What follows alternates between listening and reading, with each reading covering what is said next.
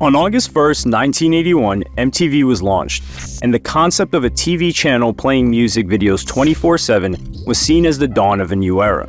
But for many black musicians, this new platform was simply unavailable to them, and David Bowie, superstar, decided to call out what he saw as racism. The common narrative that MTV was racist in the 80s is maybe a bit too harsh, or at the very least doesn't explain the entire situation. And a good example of this is what happened to Rick James. In the early 80s, James was arguably the most prominent contemporary black musician in the world and was trying to stay relevant by appearing on MTV. So he got his record label Motown to allocate a six-figure budget for music videos, which were made for his 1981 singles, Give It To Me Baby and Super Freak. These songs were major hits, but were seemingly absent from MTV's 24-hour schedule. Eventually, Rick James could not hold his tongue for much longer and called them out for not playing black artists. He said, "MTV don't play Rick James, they don't play Michael Jackson, they don't play the Commodores, they don't play Earth, Wind and Fire, they don't play Stevie Wonder. Why is that?" He would add, "We're being sat in the back of the bus television style. This isn't the Wizard of Oz. There are black people here, and we make music." Rick James found himself isolated by these comments. MTV was becoming a powerful force, and it would be unwise for other artists to criticize or boycott them. He told ABC's Nightline, "I'm a crusader without an army. All these black artists claim they're behind me, but when it's time to make a public statement, you can't find them.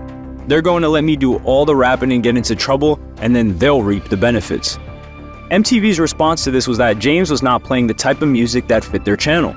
Bob Pittman, founder of MTV, said, "Rick James is great, so is Parliament Funkadelic. But we turned down Rick James because the consumer didn't define him as rock.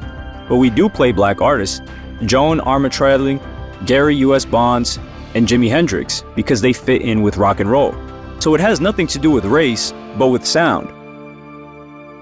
MTV was doing something called narrowcasting. Major TV stations like ABC, NBC, etc. are broadcasters who are trying to reach the broadest audience possible.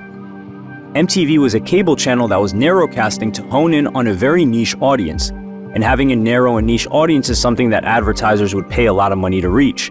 So MTV was marketing itself as a rock station, and as I'll get into later on, there are problems and inconsistencies with this model. But going back to Rick James, it later emerged that there was another reason why Super Freak wasn't played on MTV. The video was actually vetoed by one of MTV's founders, Carolyn Baker, who said, "It wasn't MTV that turned down Super Freak, it was me. I turned it down. You know why? Because there were half-naked women in it, and it was a piece of crap. As a black woman, I did not want that representing my people as the first black video on MTV." But even her statement implied that there were little or no black musicians on MTV, and the channel's narrowcasting model disproportionately affected black artists. And MTV was where all of the money was at the time. The only alternative TV station was BET, but this only had 1/5 of the viewers that MTV had. By 1983, David Bowie was trying to promote his song Let's Dance. The song was produced by disco legend Nile Rodgers from the band Chic, and while they had become friends, Rodgers basically explained to Bowie the difficulties of being a black artist during this time. Initially, Bowie was oblivious to their struggle. Rodgers recalled working with him, and Bowie told him, "I just think about what I'm feeling and what I'm seeing. I never worry about which audience is going to like it." Rodgers recalls hearing this statement and thinking, "Geez, it must be amazing to be white." But eventually Rodgers had explained to him how things were different. Rodgers said, "I remember once explaining to him how, for me as a black artist, it was very difficult for me to get hits because we had fewer radio stations to expose our music. So to get attention, a technique of mine was I always started my songs with the chorus, 'Ah, freak out,' and 'We are family.' And then of course there's 'Let's Dance.' While Bowie is best known for rock music, Let's Dance is essentially a disco song, and Nile Rodgers' fingerprints are all over it. So you can probably imagine Bowie had a sense of guilt or frustration that he was being interviewed on MTV, whereas they might have not done the same had the song been performed by Nile Rodgers and Chic. On top of that, MTV were also playing music by Hall and Oates, who were making R&B and soul music, but were somehow being played on MTV's narrowcasting model, and just so happened to be white. Bowie was interviewed by Mark Goodman, a popular DJ for the channel. What starts off as a friendly music interview turned into something different. Bowie decides to ask some questions of his own, and the friendly conversation escalates into an interrogation. Interestingly, Bowie does not simply call them out for being racist or get aggressive. Instead, he behaves like an attorney cross-examining a witness in court and waits for him to say something damning and trip over his own words. Bowie asks, "It occurred to me, having watched MTV over the last few months, that it's a solid enterprise. Really, it's got a lot going for it. I'm just floored by the fact that there are so few black artists featured on it. Why is that?" Goodman is basically put in an awkward situation where he has to defend his employers and doesn't seem to disagree with Bowie. He says, "I think we're trying to move in that direction. We want to play artists that seem to be doing music that fits into what we want to play for MTV. The company is thinking in terms of narrowcasting." And his reframing of it as narrowcasting gets jumped on by Bowie. He says, "That's evident. It's evident in the fact that the only few black artists that one does see are on about 2:30 in the morning to around 6. Very few are featured predominantly during the day. I'll say that over the last couple of weeks, these things have been changing, but it's a slow process." And this is where Goodman actually pushed back. He says, "I think people have different perceptions when you wind up watching. Let's say watch an hour or two or even 3 a day. People somehow come away with different ideas about what we are doing. We don't have any kind of day parting for anything, let alone a black artist day parted out of what would be, quote, prime time. We don't have that." At this stage, Goodman is probably doing an okay job at protecting the MTV brand, but what happens next is when things get pretty revealing. Bowie says there are TV stations that are promoting black musicians, and they're making some great videos too. So he's surprised that they aren't being played on MTV. And then things take a darker turn. Goodman says, "Of course. Also, we have to try and do what we think not only New York and Los Angeles will appreciate, but also Poughkeepsie or Midwest. Pick some town in the Midwest that would be scared to death by Prince, which we're playing, or a string of other black faces and black music." Bowie's rightfully dumbfounded by the term black faces and says, "That's very interesting." There was a lot of moral panic about Prince during this time, but this was partially because of his overly sexual lyrics and how flamboyantly he dressed. But Goodman seems to contend that Prince being black was an issue for his audience. And the great irony is that Prince was actually from Minneapolis in the Midwest. The car crash interview continues, and Goodman continued saying things that MTV probably didn't want their audience to know or hear. Goodman takes the example of the Isley Brothers, a black funk and R&B group who were prominent in the 70s. He says, "Now, the question would be asked, since we're in New York, should WPLJ play, the Isley Brothers? Well, you and I might say, well, yeah, because we've grown up in an era when the Isley Brothers mean something to me. And so do the Spinners way after the Isley Brothers, but what does it mean to a 17-year-old? Well, when you talk on the phone to these guys like I did when I was in radio, it's scary."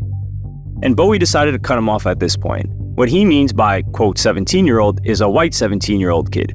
Bowie says, "Well, I tell you what it means. I tell you what maybe the Isley Brothers or Marvin Gaye means to a black 17-year-old. Surely he's part of America as well." Goodman agrees with this, and Bowie bluntly asks, "Does it not feel like it's a frightening predicament to be in?" And his response is, "Yeah, but less so here than in radio." And Bowie doesn't let him off the hook for this comment. He says, "Well, don't say, well, it's not me, it's them." He had basically admitted that the American music media had a strong preference. Or the most charitable interpretation is that they were cynically catering to a, quote, what they believed to be was a racist market. And Bowie then says that surely if this was the problem, the onus on MTV would be to try and change this. He says, "Is it not possible that it should be a conviction of the station and of other radio stations to be fair? It does seem to be rampant through American media. Should it not be a challenge to try to make the media far more integrated in?" Absolutely. I think it's happening because white music and white musicians are now starting to play now more than ever, more than they have lately, let's say in the last 10 years, what black artists have been into. And now, hopefully, the lines are starting to blur. And when we play a band like ABC, well, there's white and black kids who are enjoying it, and all of a sudden, it's a little bit easier for a white kid to understand it. Then Goodman says, "The fact is, quite frankly, I could even point you towards a letter in the new issue of The Record, the magazine The Record, responding to an article by Dave Marsh that this kid just ranted about what he didn't want to see on MTV. Bowie spoke over him again and said, well, that's his problem." Goodman then says, "It's not like it was in '67 where you say, yeah, I'm not into that, but you are? Yeah. Now it's, you're into that? I don't like you. And that's scary, and we can't just turn around and go, well, look, this is the right way. We can only teach, I think, a little bit at a time." Bowie was fed up at this point. Interesting. Okay, thank you very much. Does this make sense? Is it a valid point? Bowie simply smiles and says, I understand your point of view. Later that year, a seminal moment happened for MTV. Michael Jackson released his record-shattering album Thriller, as well as the music video for Beat It. But MTV didn't want to play this video on their channel.